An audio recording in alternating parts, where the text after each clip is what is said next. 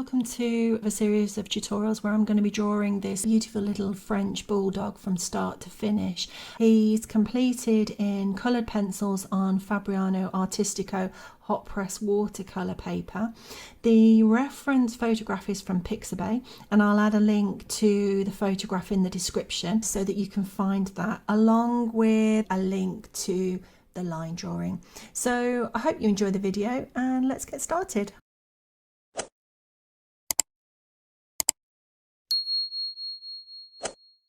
So let's move to this little bit under here. So I'm back in with the warm grey one, and we'll do this little bit that's coming around here. So from the warm grey one, I want to go in with the brown ochre 10%, because obviously there's some cream in this area here. So all under here, I'm going to put this cream. I'm not pressing on hard.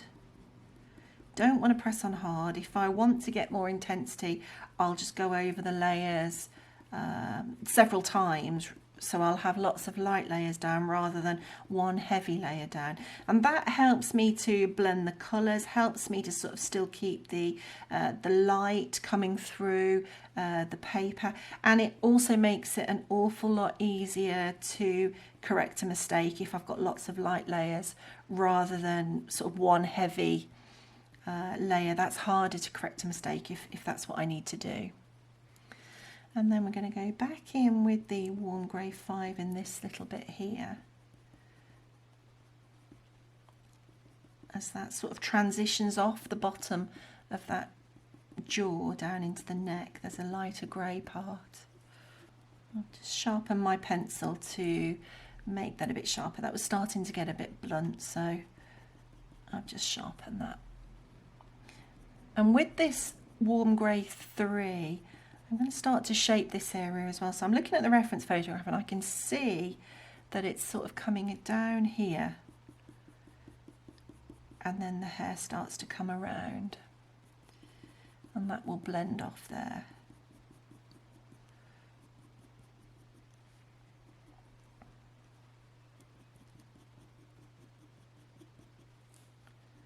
So what I want to do in this area, sort of this dark area under the chest here, I'll be moving on to the French Greys from the Luminance range. The Luminance pencils are a lovely pencil to use anyway. They give great coverage, and they are lovely and opaque, lots of pigment, blend beautifully, but they also do have two colours, which I'm going to move to, which the polychromos don't have. So I'm going to move on to the French Grey 30%, and I'll move on to the French Grey in a little while. They are a grey, so they're a little bit like the warm grey of the polychromos, but they have that lovely brown, sort of warm brown, pinky tone to the grey. If you haven't got the French Grey, then I would perhaps look at mixing a bit of the Van Dyke Brown with the warm greys, and that will give you a very similar result. But if you have got the French Grey from the Luminance, they're going to create a nice colour blend under this chest area for you. So I'm just using them to start to shape these sections with fur in the direction that I want it to go in. And this comes around here.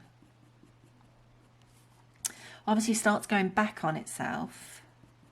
I've already had the base layer of the warm grey 1 down. I'm going in with a warm grey 3 from the Polychromos range. Let's bring that base layer further down actually.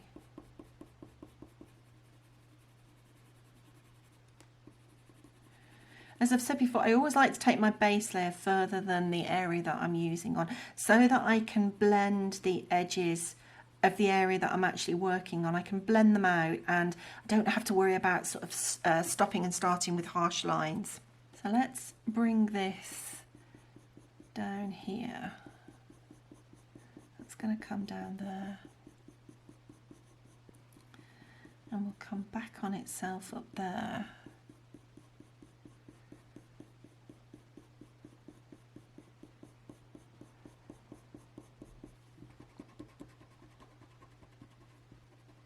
And then this time in this darker area here, I'm going to go in with the French grey.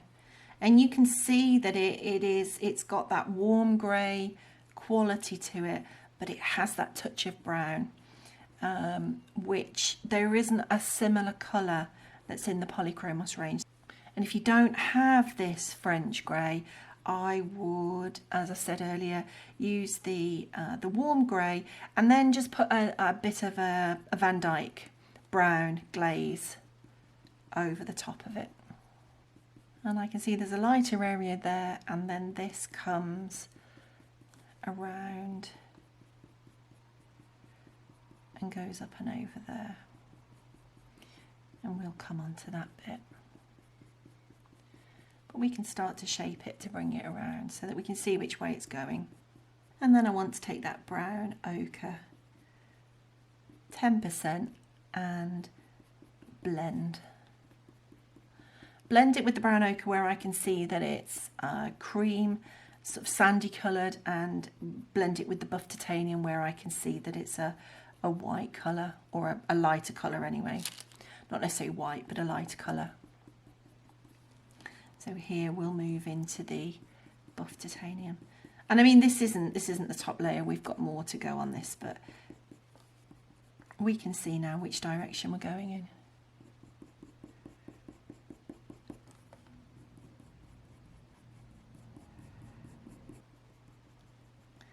And then I want to go back in with the warm grey 5 just to make sure that the bottom of that jaw is separate. I want to make sure that that's kept separate from this little bit that's coming down onto his neck. So we're going to make that darker there.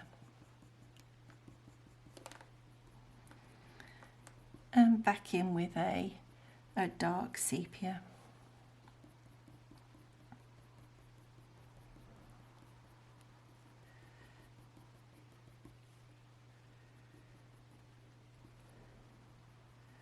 To just make sure the bottom of that jaw is nice and dark, and that you can see that there is a distinction between the jaw and then what's coming down onto the neck, and also this bit around here. But this will come together a little bit more and make a little bit more sense as we go through the rest of the neck and blend the rest of the neck in. This will make a lot more sense, this section here. Okay, let's get a little bit of colour into this area coming down onto his neck down here. So I'm going in with a warm grey 1 and just get a nice bit of coverage into this area down here. So I've got a bit of warm grey 1 down, and I want to go in with a bit of brown ochre, 10%, keeping the pencil strokes in the direction that the fur is going in. I'm not working with a particularly sharp tip. You can see there's quite a chisel tip on the end of there. It's a sharp pencil, but it's got a nice worn end on the end of it. And we're just going to get some colour into here. I'm just going to tone this down a little bit because I don't want it to, it is obviously cream, but I don't want it really sort of bright cream. So I'm just toning this down with a little bit of the Raw Umber 10% from the Caran d'Ache Luminance range. And then I want to take a warm grey 4 from the Polychromos range. Bring a little bit of texture in around the base of this head as it meets the neck, the shoulder here.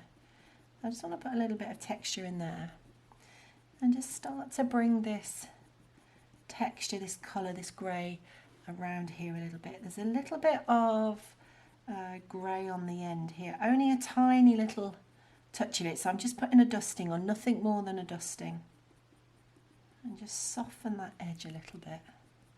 I don't want to put too much here because I've got to put the rest of this colour in here, but I can still put a little bit of this edge on and then blend the rest of it in as we put the rest of this colour underneath.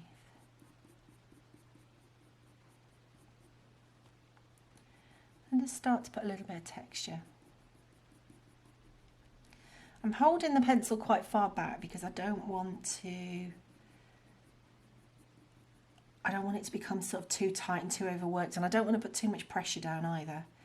Just want a little bit of texture here and there. I want to just blend this out a little bit with the wheat from the Derwent Lightfast. I'm just taking it over, particularly this side of his little shoulder, because he's a bit darker over here, so I just want to put a little bit of colour in over here.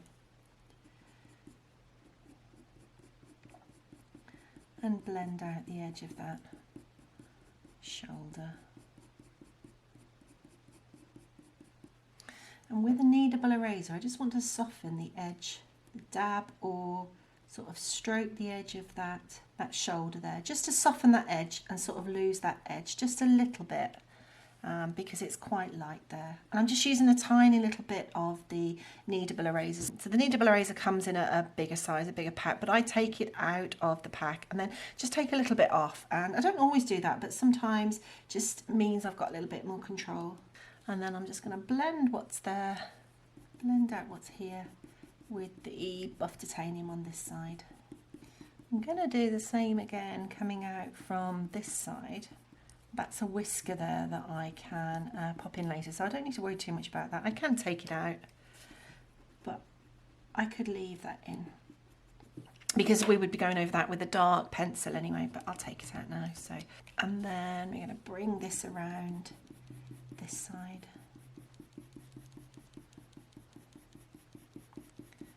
Some base layer down and just bring it round in the direction that the fur is going to go in. Again, I'm going to take this little bit out here on this side, take that pencil line out,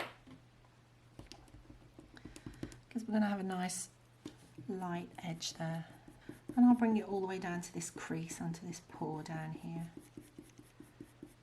So again, I'm going in with the brown ochre 10% to add some colour on this side. I want this fur to come out at this way. I'm not worried about these dark lines here because they're going to be covered up. That's going to go quite dark there, so I'm not worried about that. And there's actually, I can see the paw there, and I can see that there's a line there actually, which I missed off the line drawing. It's either not on the line drawing or I didn't put it in, so I'm just going to pop that in because that's quite an important part of his leg. I'm going to tone it down again, just like we did before. I'm going to go in with the raw umber 10% and tone this down, because whilst there is definitely some cream here, it's not really sort of bright cream. So I want to tone that down. And the raw umber just sort of neutralises out that brown ochre 10% and just desaturates that a little bit. I want to take that nougat and add a little bit of texture and dimension into this crease. There's a bit of a crease there, and I just want to add this little bit of texture and dimension into this crease. So I'm just going to come under here. I can see that this is ever so slightly pink here too, so I'm going to go in with a little bit of the dark flesh 40% from the luminance range, just on this corner here. Start to put that in. And whilst I'm here, I'm going to plot in this edge. I'm going to use the French grey from the luminance range again. And I'm just going to plot that edge. And also define down this edge a little bit more. So I'm using the French grey from the luminance range. It's a lovely colour. It's definitely got sort of grey tones, but it's got those the brown tones in there as well. So it's sort of like a grey pencil with some brown tones. So I use it quite a lot actually. It does get used quite a bit. And let's bring a little bit of the texture over this way as well. And then still carrying on with this French grey,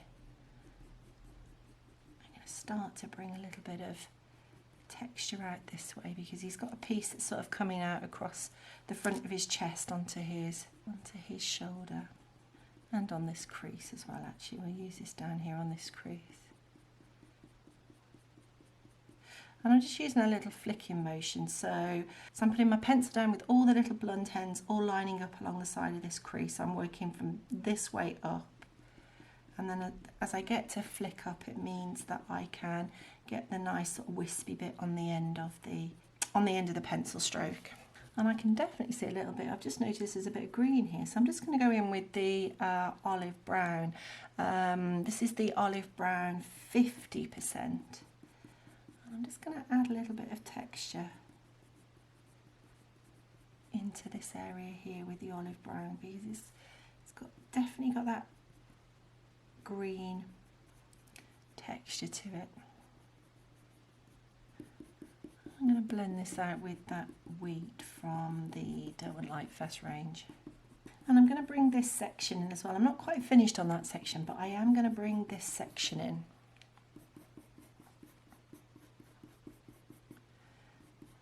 So that I can work on both parts together and blend it on the edge. I can work on both parts together. It means that I can just blend, and I always take my base layer out further than I need it to go. I know I do say that quite a lot, but I always take the base layer out further than I sort of need it to go, so that I can work on an edge and not have to sort of start it. So I've got the base layer down, and even though this area in here is going to go really quite dark, we work from light to dark, as I've said before, we work from light to dark with the watercolour paper. So I'm looking for the next level of darkness of the pencils, the next sort of layer. And in this particular little portrait, I can see that he has, even though this is dark in here, I can definitely see a bit of this sort of brown ochre colour. So I'm putting a layer of that in, and I'm also going in with a layer of this dark flesh 40%, because it's quite dark and there's definitely that sort of pink tone in here. So let's bring some of that in.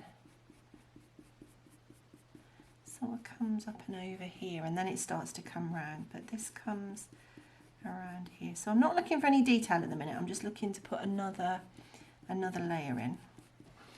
And then what we'll do is we will go in with this French grey. I don't want to completely cover this area with this French grey. I want some of that brown ochre and some of that dark flesh 40% to show through. So I'm just using little sweeping motions with the pencil, and it sort of comes up.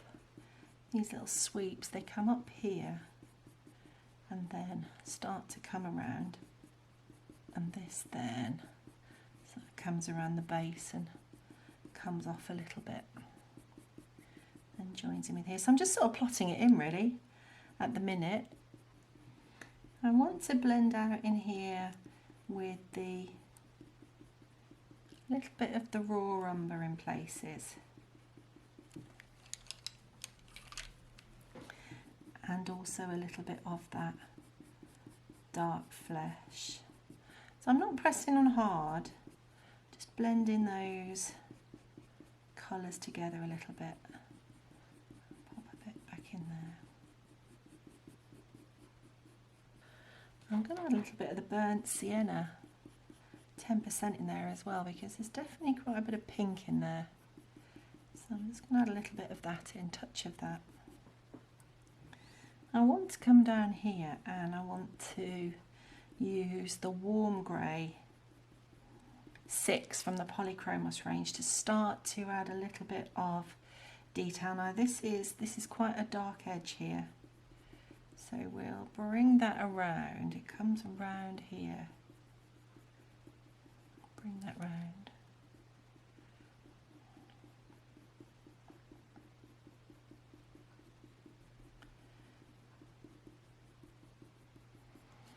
So I'll just shape this. I want to make sure that quite a bit of that brown ochre and the dark flesh and the other colours that we've put under there, that they do show through. I don't want to completely cover that over.